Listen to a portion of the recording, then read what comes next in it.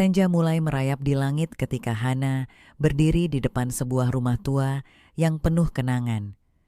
Rumah itu milik almarhum kakeknya, tempat ia menghabiskan banyak waktu semasa kecil.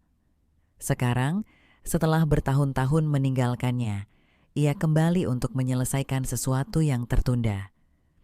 Ketika Hana melangkah masuk, debu dan aroma kayu tua menyambutnya. Rak-rak buku masih berdiri kokoh meski beberapa sudah rapuh. Foto-foto lama tergantung di dinding, menatapnya dengan kenangan yang hampir terlupakan.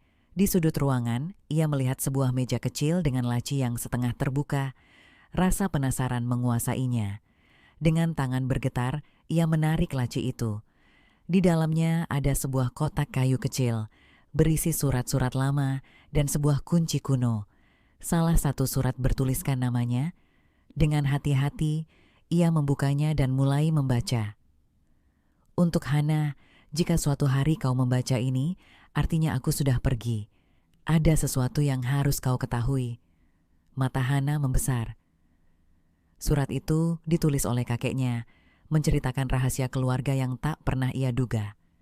Tentang harta yang tersembunyi, tentang seseorang dari masa lalu yang mungkin masih mencarinya. Tiba-tiba, suara langkah kaki terdengar di luar rumah. Hana tersentak. Apakah ada orang lain yang mengetahui rahasia ini? Ia menggenggam kunci erat-erat, sadar bahwa malam ini bukan hanya tentang mengenang masa lalu, tetapi juga tentang menghadapi kenyataan yang selama ini tersembunyi. Hana berdiri terpaku di tengah ruangan, jantungnya berdegup kencang. Suara langkah kaki di luar rumah semakin jelas, menginjak daun-daun kering di halaman. Ia menahan napas, berharap itu hanya hembusan angin atau seekor kucing liar yang berkeliaran. Namun, saat suara itu berhenti tepat di depan pintu, bulu kuduknya berdiri. Siapa yang datang ke rumah tua ini pada jam segini? Ia melangkah mundur, mencengkeram kotak kayu kecil yang baru ditemukannya. Kunci kuno masih erat dalam genggamannya. Ketika ketukan pelan terdengar di pintu, ia harus membuat keputusan cepat. Hana menyelipkan kotak itu ke dalam tasnya, lalu mengambil lilin tua yang berada di meja. Dengan tangan gemetar, ia berjalan ke arah pintu. "Siapa di luar?" tanyanya, mencoba menjaga suaranya tetap stabil. Tidak ada jawaban. Hening yang mencekam. Hana menelan ludah. Apakah ia harus membuka pintu atau bersembunyi? Ketika ia ragu, suara lelaki tua terdengar dari balik pintu. "Hana, kau di dalam?" Hana terkejut. Ia mengenali suara itu. "Pak Surya?" Tanpa berpikir panjang, ia membuka pintu. Cahaya bulan menerangi wajah seorang lelaki tua berambut putih yang berdiri dengan tongkat kayunya. Pak Surya adalah penjaga rumah ini dulu, orang yang dulu sering bercerita tentang sejarah keluarga mereka. "Kau benar-benar kembali," kata Pak Surya, suaranya bergetar. Matanya menatap Hana dengan penuh arti. "Aku sudah menunggu bertahun-tahun." Hana mengerutkan kening. "Menunggu? Maksudnya apa?" Pak Surya melangkah masuk, menatap ruangan dengan nostalgia. "Aku tahu, kau akan menemukan surat itu suatu hari nanti." Jantung Hana berdebar semakin cepat. "Jadi, kau tahu tentang surat ini?" Pak Surya mengangguk pelan. "Bukan hanya surat, tapi juga rahasia yang selama ini disembunyikan kakekmu." Ia melirik tas Hana, seolah tahu persis apa yang ada di dalamnya. "Kotak kayu itu, sudah saatnya kau membukanya." Hana ragu sejenak. Ia menutup pintu dan duduk di kursi tua di dekat perapian yang sudah lama tak menyala. Dengan tangan gemetar, ia mengeluarkan kotak kayu itu dan meletakkannya di meja. Kunci kuno yang ia temukan sebelumnya pas dengan lubang di depan kotak tersebut. Dengan tarikan napas panjang, ia memutar kunci dan membuka kotak itu perlahan. Di dalamnya terdapat beberapa lembar dokumen kuno, seikat surat yang tampak lebih tua dari yang ia temukan sebelumnya, dan sebuah liontin emas dengan ukiran aneh. Hana mengangkat liontin itu, merasakan dinginnya logam di telapak tangannya. "Apa ini?" Pak Surya tersenyum samar. "Itulah alasan kau harus kembali ke sini?" Hana mengerutkan alis. "Aku tidak mengerti." Pak Surya mengambil salah satu surat di dalam kotak dan menyerahkannya pada Hana. "Bacalah." Dengan hati-hati, Hana membuka lipatan kertas itu. Tulisannya sudah mulai pudar, tapi ia masih bisa membacanya dengan jelas. Untuk keturunanku di masa depan, jika kau menemukan surat ini, berarti saatnya kebenaran terungkap. Liontin ini bukan sekadar perhiasan, ia adalah kunci untuk menemukan sesuatu yang telah lama tersembunyi. Temui seseorang bernama Darmawan di desa sebelah. Dia akan memberitahumu segalanya. Hana mengangkat wajahnya dengan kebingungan. Darmawan, siapa dia? Pak Surya menarik napas panjang. Seseorang yang dulu sangat dekat dengan kakekmu, ia satu-satunya yang tahu tentang misteri yang selama ini dijaga keluargamu. Hana merasa semakin bingung. Misteri apa sebenarnya ini? Pak Surya menatapnya dalam-dalam. Tentang warisan yang lebih dari sekadar harta. Ini tentang sejarah keluargamu, tentang sesuatu yang bisa mengubah hidupmu selamanya. Hana menggenggam liontin itu lebih erat. Ia datang ke rumah ini hanya untuk mengenang masa lalu. Tetapi sekarang, ia dihadapkan pada sesuatu yang jauh lebih besar. Malam semakin larut, dan angin berhembus lembut melalui jendela yang sedikit terbuka. Hana tahu, keesokan harinya ia harus menemukan Darmawan. Apapun yang sedang menantinya, ia harus siap menghadapi kenyataan yang selama ini tersembunyi. Pagi datang dengan embusan angin sejuk yang membawa aroma tanah basah. Hana berdiri di depan rumah tua itu, menatap jalan setapak yang membentang menuju desa sebelah. Pikirannya masih dipenuhi pertanyaan tentang surat dan liontin yang ia temukan semalam.